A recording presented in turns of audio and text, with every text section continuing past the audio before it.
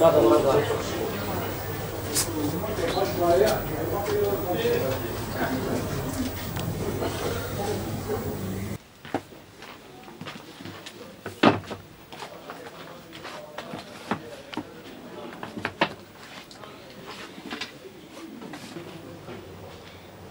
arada var bir 3-4 tane 5 tane falan. Benim adım Sabri, Sabri Başçı. Mardinliyim, felsefe talebesiyim. Sahaflık mesleğiyle uğraşıyorum. 6 yılı devirdim, 7. yılda gibiyim. Daha önceleri yine eski Mardin içerisinde başka bir yerde yapıyordum bu işi. Son 3 senedir, 3,5 senedir de şu burada Hasan Ammar Çarşısı içindeki dükkandayım. Yaklaşık 3 senedir. Daha önce birkaç yerde de anlattım aslında. Bir kaderin bir denk gelişi gibi olmuştu. Ben sahaf olacağım diye yola çıkmamıştım. Bir yerden bir dükkan gelmişti, kitaplar denk gelmişti. Benim de geniş bir kitaplığım vardı, okumayı seven biriydim. Ofis gibi bir dükkan kurmuştum aslında. İçinde kitaplar olan. Bir gün biri geldi, şu kitabı almak istiyorum dedi, sattım. Öbür gün başka biri geldi, şu kitabı almak istiyorum dedi, sattım. Sonra bir baktım, sahafmışım ben, hani bu şekilde ortaya çıktı. Ya elbette yani kendimi iyi bir okur olarak niteleyebilirim. Öncelikle evet, okuma oranı belli oranda azalıyor.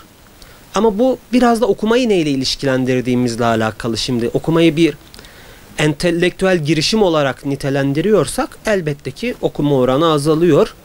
Ama yani bir yandan da elbette ki çağ gelişiyor. Yani okuma bundan 30 sene önce, 40 sene önce bir vakit geçirme aracıydı. İşte fotoroman diye bir şey vardı. Açıp bugün bir dizi, bir film izleyemiyordun ama gazeteler haftalık fotoromanlar dağıtıyordu. Günlük fotoromanlar dağıtıyordu. Bir dizi gibi bunu açıp izleyebiliyordun. Kendini bunlara maruz bırakarak vakit geçiriyordun ve bu yüzden okuma oranı çok daha yüksekti. Bugün geldiğimiz noktada o vakit geçirme araçlarımızın aslında çoğalmasıyla beraber kitap okuma oranımız azaldı. Dediğim gibi ama kitap okumak artık bugünün Türkiye'sinde, bugünün dünyasında sadece entelektüel bir girişim olarak kaldı. Hani vakit geçirmenin bir unsuru artık kitap okumak değil. Elbette ya, bunu bu arada olumsuz bir anlamda, doğrudan olumsuz bir anlamda kullanmıyorum. Çünkü hani evet ya, bilgiye ulaşmanın da tek yolu kitap değil. En doğru yolu belki kitap ama tek yolu kitap değil. İnsanlar artık bilgiye de farklı yollardan ulaşabiliyor. Farklı yollardan, farklı metotlardan vakit de geçirebiliyor. Bir de hani teknolojinin geliştiği yerle beraber biz kitap okuma oranlarını çok fazla kitap satışı üzerinden değerlendiriyoruz. O tirajlar üzerinden değerlendiriyoruz. Ama artık işte PDF denilen bir gerçek var. İşte online ansiklopediler var. İnsanlar buralardan da bir şeylere erişebiliyor. Yani kitap okumanın oranı azaldı mı emin değilim. Kitap okumanın biçimi, o faktöre ulaşmanın biçimi değişti bence. Tabii evet. Ya şu sahaflık mesleği daha yani çok eski, çok köklü bir meslektir. İşte sahaflığın aslında ortaya çıkışı kitap kopyalamaktan ortaya çıkmıştır. İşte Arapça el yazması kitapların kopya edilmesi, elle tekrardan yazılmasından ortaya çıkmış bir meslektir. Çok köklü bir meslektir. Bugün geldiğimiz noktada sahaflık denilen meslek de artık dijital bir mesleğe dönüştü. Bugün benim onlarca, yüzlerce arkadaşım var. Bir dükkanı olmayan ama sahaf olan, evinde depodan online satışlar üzerinden bunu gerçekleştiren birçok arkadaşım var. Hani bu meslek dahi dijitale dönüyorken okuma biçiminin de dijitale dönmesi kaçınılmaz bir sonuç. İşte ben onu bir türlü dijitalleştiremedim. Ben hala çok fazla not alarak, altını inanılmaz çizerek okuyan biriyim. Eskiden de okuma düzenim iyiydi.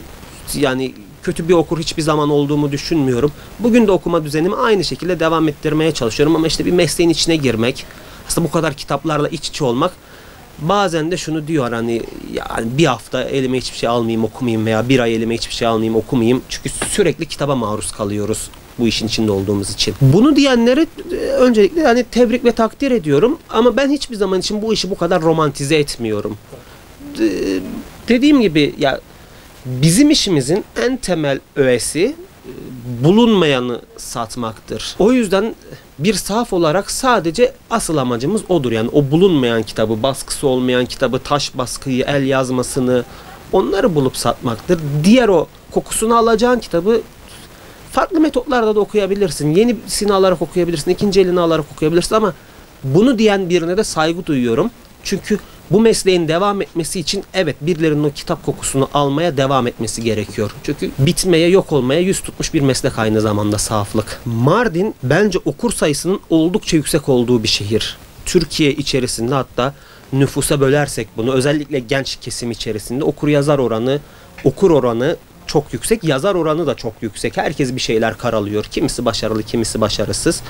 Herkes bir şeyler okuyor, yazıyor ve ben Mardin'in bu entelektüel, sanatla iç içe olan kısmını çok seviyorum, çok takdir ediyorum. Ki eski Mardin gibi aslında yüz ölçümü olarak küçük, içinde yaşayan yerli insan olarak küçük, çok fazla turist alır ama hem yüz ölçümü hem içinde yaşayan insanı küçüktür.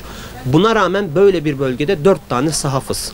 Okurun az olduğu bir coğrafyada, okurun az olduğu bir mahalde bunu yapmak imkansızdır. Demek ki Mardin'in okur oranı azımsanmayacak kadar iyi. Ya birçok farklı duyguyla içeriye giren oluyor. Şu oluyor.